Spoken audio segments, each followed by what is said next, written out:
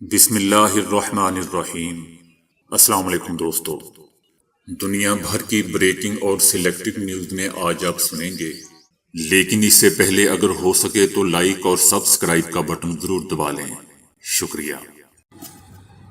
ایران نے بحر عرب اور خلیج فارس میں بحری جہازوں پر حملوں کو مشکوک قرار دیتے ہوئے کہا ہے کہ ہماری سیاست امن و امان، استحکام اور سلامتی کو برقرار رکھنے پر مبنی ہے۔ بحر عرب اور خلیج فارس میں بحری جہازوں کو بے ترتیب پیش آنے والے سیکیورٹی حادثات سے متعلق چھپنے والی خبریں مکمل طور پر مشکوک ہیں۔ اس بات کے لیے کسی وضاحت کی ضرورت نہیں کہ غاصب صہیونی حکومت ایران کے ساتھ دیرینہ عداوت کی بدولت نئی حکومت کے اقتدار میں آتے ہی اور ایران میں اقتدار کی پرامن اور باوقار منتقلی کے بعد الزام تراشی اور خطے میں کشیدگی پیدا کرنے کے درپے ہے۔ افسوسناک طور پر کچھ مغربی طاقتیں بھی اس منفی اور مخصوص عزائم کے حامل سلسلے کی حمایت کر رہی ہیں۔ صہیونی حکومت نے ہمیشہ کوشش کی ہے کہ ایران کے امریکہ سمیت دیگر عالمی طاقتوں کے درمیان ہونے والے ایٹمی معاہدے سے متعلق مذاکرات کی راہ میں بھرپور رکاوٹیں کھڑی کی جائیں۔ ایران نے ہمیشہ بے بنیاد الزام تراشیوں اور اشتعال انگیز حرکات کے مقابل نہایت ہی خودداری کا مظاہرہ کیا ہے، کیونکہ ایران کی اصولی سیاست بحر عرب اور خلیج فارس میں امن و امان، استحکام اور سلامتی کو برقرار رکھنے پر مبنی ہے۔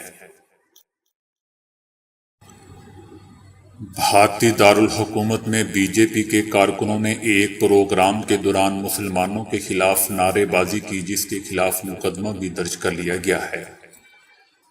دہلی میں بی جے پی کے رہنما اور سپریم کورٹ کے وکیل اشونی نے بھارتی پارلیمان کے قریب معروف مقام جنتر منتر پر 8 اگست کو جاری اپنے ایک پروگرام میں اسلام اور مسلمانوں کے خلاف نعرے بازی کی اور نازیبا الفاظ کا استعمال کیا۔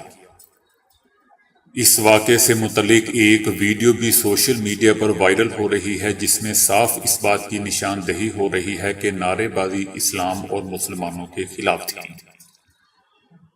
رہنما نے نعرے لگاتے ہوئے کہا کہ مسلمانوں کو ہندوستان میں رہنا ہے تو جے شری رام کہنا ہوگا۔ انتہائی نگہداشت کے شعبہ میں کام کرنے والے برطانوی ڈاکٹر مونٹگومری نے خبردار کیا ہے کہ سماجی فاصلے کی پابندی اور ماسک نہ پہننے والے دوسروں کی موت کے ذمہ دار ہوں گے۔ ڈاکٹر مونٹگومری نے کہا کہ ہسپتالوں کو کیسز کی سونامی کا سامنا ہے۔ نیو ایئر کے بعد اس میں مزید اضافہ متوقع ہے۔ کیسز بڑھنے کا ذمہ دار صرف نیا کرونا نہیں، بلکہ لوگوں کا احتیاط نہ کرنا بھی شامل ہے۔ سینئر امریکی عہدیدار کا کہنا ہے کہ چائنا نے افغانستان میں امریکی اہلکاروں پر حملے کے لیے گروہوں کو پیسے کی پیشکش کی تھی۔ دوسری جانب چائنا نے الزامات کو من گھڑت، جھوٹ اور احمقانہ قرار دیتے ہوئے کہا ہے کہ چائنا ہمیشہ لڑائی کی بجائے امن کی پالیسی پر عمل پیرا رہا ہے، جبکہ چائنا نے افغانستان کے داخلی معاملات میں کبھی دخل اندازی نہیں کی، بلکہ افغانستان میں امن عمل کو بھی سراہا ہے۔ غربت اور غذا کی کمی بچوں کی نشو و نما پر بہت منفی اثر ڈالتی ہے اور یوں ترقی یافتہ ممالک کے بچوں کے مقابلے میں کم قد کے رہ جاتے ہیں۔ اس عمل کو بناپا کہتے ہیں، جس میں بچے اپنے پورے قد کے ساتھ نہیں پہنچ پاتے۔ اس ضمن میں 193 ممالک کے 6.5 کروڑ بچوں کا بغور مطالعہ کیا گیا، جس میں اسکول جانے والے بچوں کی عمر اور اس لحاظ سے ان کے قد کا بغور جائزہ لیا گیا ہے۔ بچوں کا قد ان کی غذا، رہن سہن اور مالی صلاحیت کا بہترین عکاس ہوتا ہے۔ ماہرین نے اونچے ترین اور پست ترین قد والی اقوام کے بچوں کا موازنہ کیا تو انکشاف ہوا کہ ان کے درمیان اوسطاً 20 سینٹی میٹر کا فرق ہوتا ہے۔ بنگلہ دیش اور گوئٹے مالا، جہاں لڑکیوں کا قد سب سے کم ہے، 19 سالہ لڑکیوں کا قد نیوزی لینڈ کے 11 سال کے بچوں کے برابر ہے۔ کیونکہ نیوزی لینڈ کے بچے سب سے قد آور ہوتے ہیں، عالمی غذائی ماہرین کے مطابق یہ ایک سنگین مسئلہ ہے جس میں بچے غذائی قلت کی وجہ سے چھوٹے قد کے رہ جاتے ہیں۔ یہ تحقیق ایک طویل عرصے تک کی گئی ہے جس میں 1985 سے 2019 کا احاطہ شامل تھا۔ چائنا، جنوبی کوریا اور دیگر ممالک نے اپنے بچوں کی غذا بہتر بنا کر ان کی نشو و نما اور صحت کو بہتر بنایا ہے، لیکن اس ضمن میں 35 سال میں برطانیہ کی صورتحال بہت خراب ہو چکی ہے اور اس کا عالمی رینکنگ بھی کم ہوا ہے۔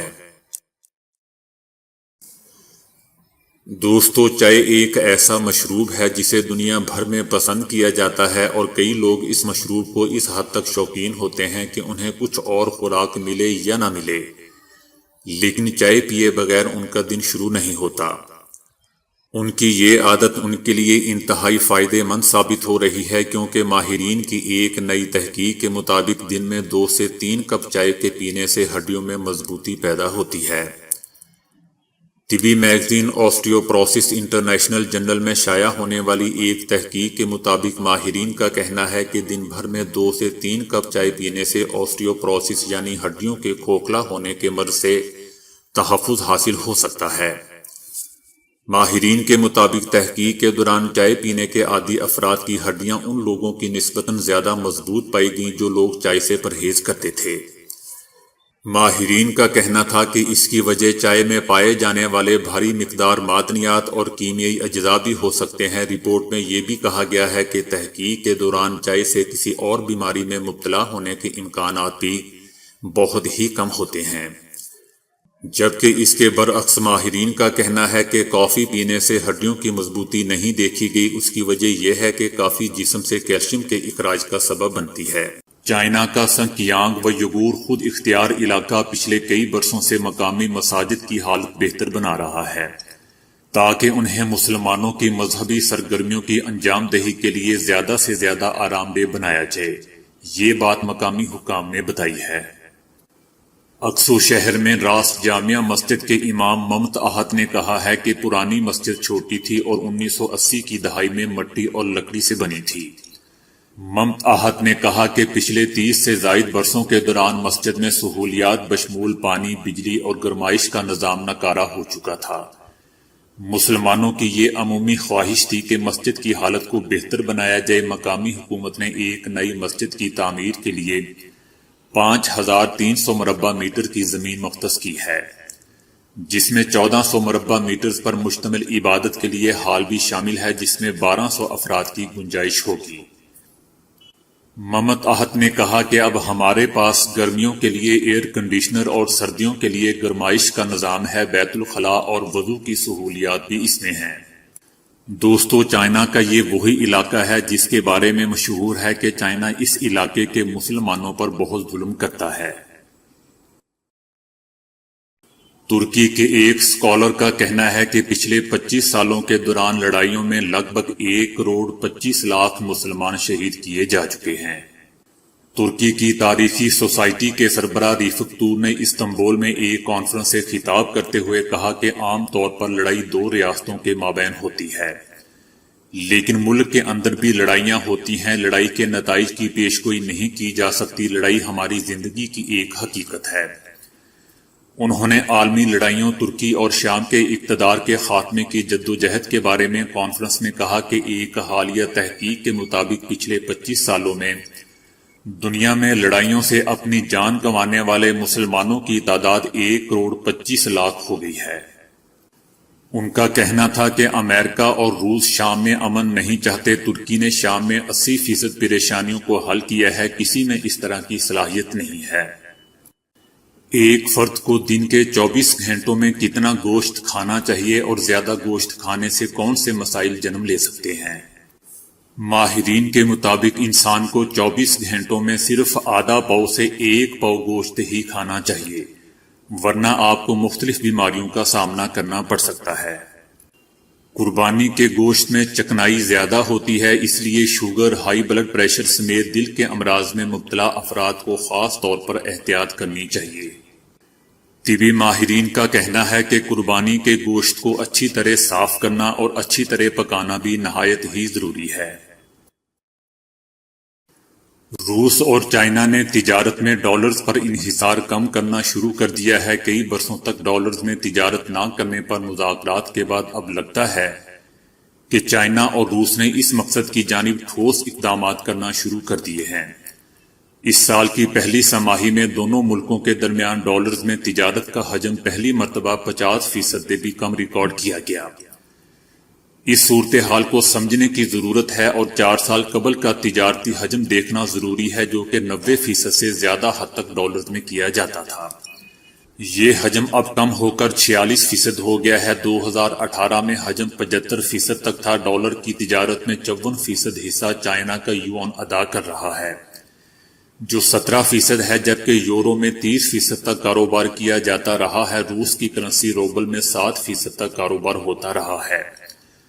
بین الاقوامی تجارت میں ڈالر کے کم ترین کردار کا ذمہ دار چائنا اور امریکہ کے درمیان جاری تجارتی کشیدگی کو قرار دیا جا سکتا ہے۔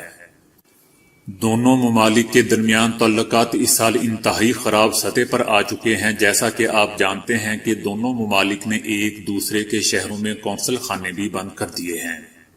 تو دوستو، ابھی کے لیے اتنا ہی۔ ویڈیو کو لائک اور شیئر کرنے کا بہت بہت شکریہ۔